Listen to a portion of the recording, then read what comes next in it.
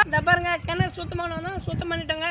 அதாவது இனிமேல் நம்ம சேனலில் வந்து அரசியல் பற்றி பேசுறதுலன்னு முடிவு பண்ணிட்டோங்க.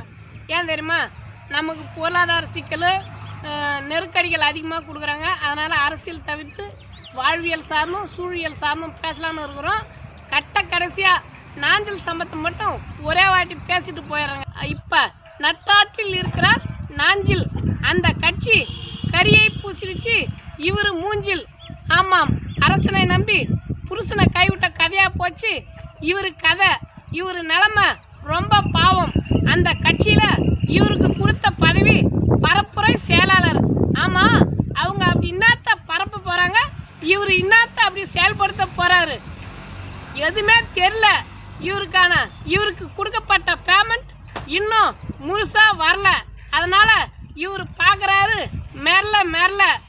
ஆமாம், இவர் நாக்கில் நர்த்தனம் ஆடுகிறார் தமிழ் அன்னை.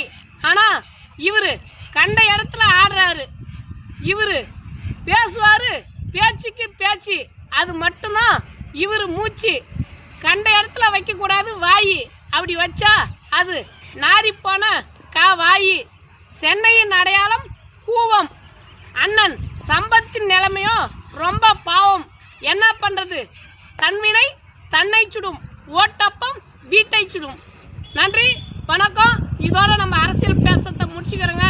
நம்ம விவசாயம் சார்ந்து பேசுகிறோம். உங்களுக்கு பிடிச்சிருந்தா நம்ம ஒரு நாயகன் யூடியூப் சேனலை சப்ஸ்கிரைப் பண்ணுங்கள். எங்களுக்கு கொஞ்சம் ஆதரவு.